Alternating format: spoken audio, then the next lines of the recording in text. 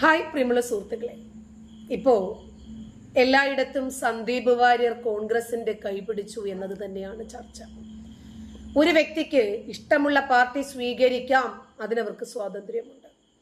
ഇഷ്ടമുള്ള മതം സ്വീകരിക്കാം, മതനിരാസം രാഷ്ട്രീയം എല്ലാം ഓരോ വ്യക്തിയുടെയും സ്വാതന്ത്ര്യമാണ്. അതിനെ അനുകൂലിക്കാനും വിമർശിക്കാനും നമുക്കും സ്വാതന്ത്ര്യമുണ്ട്.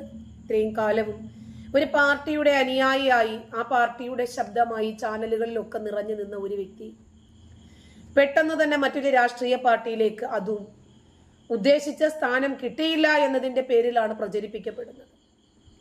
പാലക്കാട് ഉപതെരഞ്ഞെടുപ്പിന്റെ പരസ്യ പ്രചാരണത്തിന് 2 ദിവസം മാത്രം ബാക്കി നിൽക്കുമ്പോഴാണ് കോൺഗ്രസിന്റെ സർജിക്കൽ സ്ട്രൈക്ക് വന്നതോടുകൂടി സോഷ്യൽ മീഡിയയിലെ ട്രോളന്മാർക്ക് പെരുമഴക്കാലമായി. സന്ദീപ് BJPയുടെ സ്റ്റാർ ആയിരിക്കുമ്പോൾ കോൺഗ്രസിന്റെ ഒരു തീപ്പൊരി നേതാവായ ജ്യോതികുമാർ ചാമക്കാലുമായിട്ട് മാതൃഭൂമി ന്യൂസിൽ ഒരു പ്രൈം ടൈം ചർച്ചയിൽ ഏറ്റുമുട്ടിയ സന്ദർഭമാണ് ഇപ്പോൾ ട്രോളായിട്ട് വന്നുകൊണ്ടിരിക്കുന്നത്. ഒരു സ്റ്റാർ TV പ്രതിനിധിയാണെന്ന് തോന്നുന്നു. ഇപ്പോ അവര് പറയുന്നതൊക്കെ എന്താണ്, ഇപ്പോൾ അതിനൊക്കെ മറുപടിയുണ്ടോ എന്ന രൂപത്തിലാണ് ഇപ്പോൾ ട്രോളന്മാർ കുത്തിപ്പൊക്കിക്കൊണ്ടിരിക്കുന്നത്. വൈറലായ ചാനൽ വീഡിയോ തന്നെ ഇപ്പോൾ കുത്തിപ്പൊക്കി പല ആളുകളും വിമർശിക്കുന്നുണ്ട്. ഞാനിപ്പോൾ ഒരു യുക്തിവാദിയാണ്. ഞാനിനിയും ഇസ്ലാം മതവിശ്വാസത്തിലേക്ക് പോകുമ്പോൾ സ്വാഭാവികമായും എന്നെ ഫോളോ ചെയ്തിരുന്ന എൻ്റെ ശ്രോതാക്കളായ ആളുകൾ എന്നോട് ചോദിക്കും, നിങ്ങൾ യുക്തിവാദിയായിരുന്നപ്പോൾ ഇസ്ലാമിനെ ഈ രൂപത്തിലൊക്കെ വിമർശിച്ചിരുന്നല്ലോ, ഇതിന് നിങ്ങൾക്ക് ഉത്തരം കിട്ടിയോ? എന്നാൽ അതിന് ഉത്തരം ഞങ്ങൾക്ക് കൂടി പറഞ്ഞു തരൂ. സ്വാഭാവികമാണ് ആ ചോദ്യം. ചാനൽ സംവാദത്തിനിടയിൽ ജ്യോതികുമാർ ചാമക്കാല പ്രധാനമന്ത്രിയെ അധിക്ഷേപിച്ചു എന്നതാണ് തർക്കത്തിന് തുടക്കം. അവതാരകനായ മഞ്ജുഷിനോട് ജ്യോതികുമാറിനെ നിയന്ത്രിക്കണമെന്ന് സന്ദീപ് ആവശ്യപ്പെടുന്ന സന്ദർഭമാണ് ഇപ്പോൾ വൈറലായിരിക്കുന്നത്. സന്ദീപ് ചോദിക്കുന്നു, മഞ്ജുഷേ, ഇമ്മാതിരി തെമ്മാടികളെ കൊണ്ടുവന്ന് ഇന്ത്യയുടെ പ്രധാനമന്ത്രിയെ ആക്ഷേപിച്ചാലുണ്ടല്ലോ. അപ്പോൾ ജ്യോതികുമാർ പറയുന്നു, തെമ്മാടിത്തരം പറഞ്ഞാലുണ്ടല്ലോ, ഡേയ് സന്ദീപ് വാര്യർ, നീ മര്യാദയ്ക്ക് സംസാരിക്കണം. നീ നിന്റെ അച്ചി വീട്ടിൽ പോയി പറഞ്ഞാൽ മതി. സന്ദീപ്, നീ സംസാരിക്കും മര്യാദയ്ക്ക് എന്ന് പറയുന്നു. ജ്യോതികുമാർ പറയുന്നു, ഞാനല്ല, എൻ്റെ ഊഴം കിട്ടുമ്പോഴാണ് ഞാൻ സംസാരിക്കുന്നത് എന്ന് പറയുന്നു. അല്ലല്ല, നിങ്ങൾ തമ്മിലുള്ള ഇത്തരം വ്യക്തിപരമായ പരാമർശങ്ങൾ വേണ്ട എന്ന് അവതാരകൻ പറഞ്ഞത് കേൾക്കാതെ വാഗ്വാദം തുടരുകയാണ്. മര്യാദയ്ക്ക് സംസാരിക്ക്. ഇവനാരാ, നീ ആരാ, ഇവനാരടാ, നീ ആരടാ. അങ്ങനെ ചാനലിൽ കയറിയിരുന്ന ഇന്ത്യയുടെ പ്രധാനമന്ത്രിയെ ഫ്രോഡ് എന്ന് വിളിക്കാൻ ഇവൻ ആരാ? നിങ്ങളാരാ? നിങ്ങളാണ് നിയന്ത്രിക്കേണ്ടത് മഞ്ജുഷേ. അല്ലല്ല സന്ദീപ്, നിങ്ങൾ ആദ്യം മിണ്ടാതിരിക്കേ എന്ന അവതാരകൻ. ഇതാണ് ഇതിനകത്തുള്ളത്. ഒരു എതിരാളി കുറഞ്ഞു പോയി എന്ന വിഷമമുണ്ട്. ചാനൽ ചർച്ചകളിൽ നന്നായി കാര്യങ്ങൾ പഠിച്ചു പ്രതികരിക്കുന്ന വ്യക്തിയായിരുന്നു ശ്രീ സന്ദീപ്. ചാനലുകളിൽ ഏറ്റവും വൈറലായിട്ടുള്ള സംഭവമായിരുന്നു ഞങ്ങളുടെ വീട്ടിലേക്ക് അദ്ദേഹം വന്നതിൽ സന്തോഷമുണ്ട്. ചാമക്കാല സന്ദീപിന്റെ വരവിനോട് പ്രതികരിക്കുകയും ചെയ്തു. ഇതാണ് ഇന്ന് ഏറെ സമൂഹ മാധ്യമങ്ങളിൽ വൈറലായിരിക്കുന്ന വിഷയം. സന്ദീപ് വാര്യരുടെ കോൺഗ്രസ് പ്രവേശനത്തിൽ അതൃപ്തി പ്രകടമാക്കി കെ മുരളീധരൻ രംഗത്ത് വന്നു. സന്ദീപ് വാര്യർക്ക് കോൺഗ്രസ് ഓഫീസിൽ വലിയ സ്വീകരണം നൽകിയതിന് പിന്നാലെ ഫേസ്ബുക്കിൽ പങ്കുവച്ച പഴയ മലയാളം സിനിമാ ഗാനത്തിലെ വരികളിലൂടെയാണ് കെ മുരളീധരൻ അതൃപ്തി തുറന്ന് പ്രകടിപ്പിച്ചത്. നമുക്കറിയാം, പത്മജ വേണുഗോപാൽ മുരളീധരന്റെ പെങ്ങളും കെ കരുണാകരന്റെ മകളുമാണ്. അവർക്ക് കോൺഗ്രസിലുണ്ടായിരുന്ന വിഷമങ്ങൾ കാരണം, നിയന്ത്രണങ്ങൾ കാരണം, വ്യക്തി സ്വാതന്ത്ര്യം ഇല്ലായ്മ കാരണമാണ് ദേശത്തോട് ചേർന്ന് നിൽക്കാൻ ആഗ്രഹിച്ച് അവർ കോൺഗ്രസിലേക്ക് വന്നത്.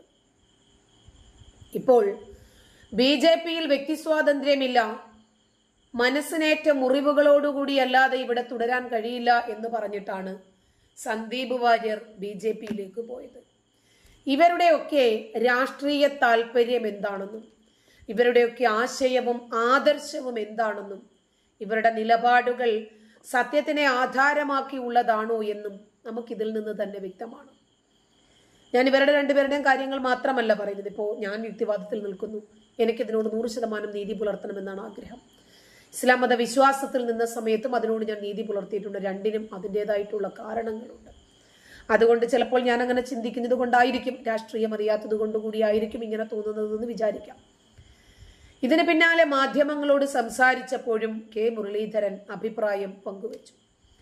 സന്ദീപിന്റെ വരവ് കോൺഗ്രസിലെ എല്ലാ നേതാക്കൾക്കും ഉൾക്കൊള്ളാൻ കഴിഞ്ഞില്ല എന്നതിന്റെ പ്രധാനപ്പെട്ട സൂചനയാണ് കെ മുരളീധരന്റെ പ്രതികരണത്തിലൂടെ പുറത്തുവരുന്നത്. വരും ദിവസങ്ങളിൽ കൂടുതൽ നേതാക്കൾ പരസ്യ പ്രതികരണവുമായി രംഗത്തെത്താൻ സാധ്യതയുണ്ടെന്നും സൂചനയുണ്ട്.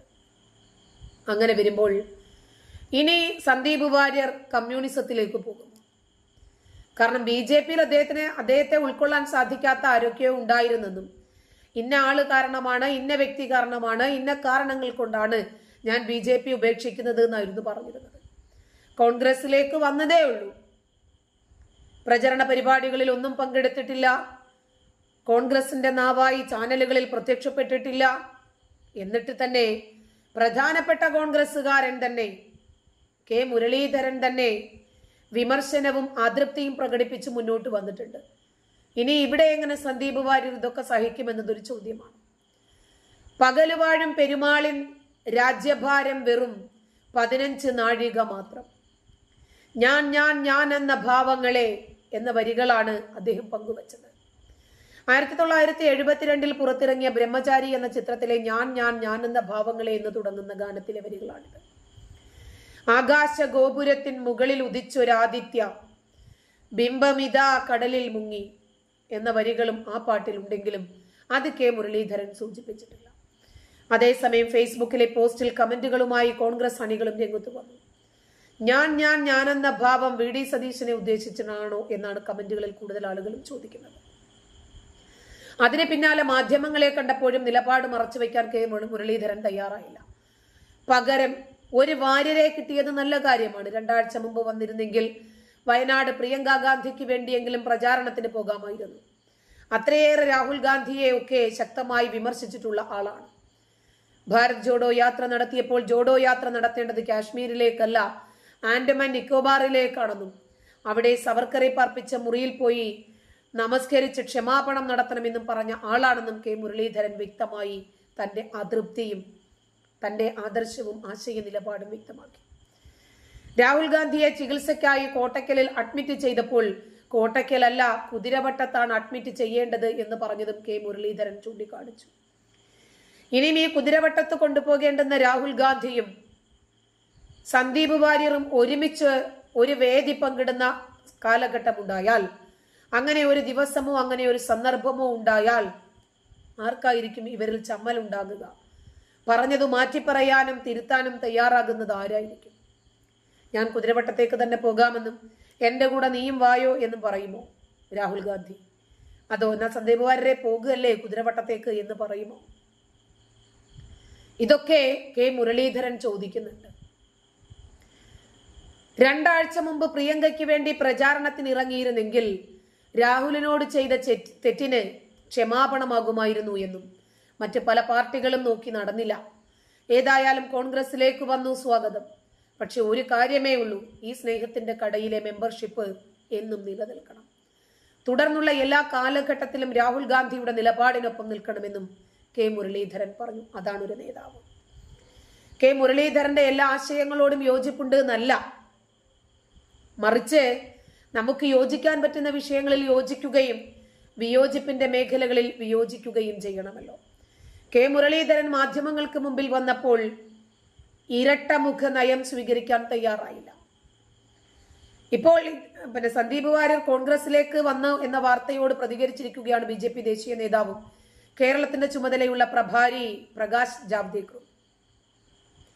അപ്രസക്തനായ വ്യക്തി അപ്രസക്തമായ പാർട്ടിയിലേക്ക് പോകുന്നു എന്നാണ് പ്രകാശ് ജാവ്ദേക്കർ പ്രതികരിച്ചത്.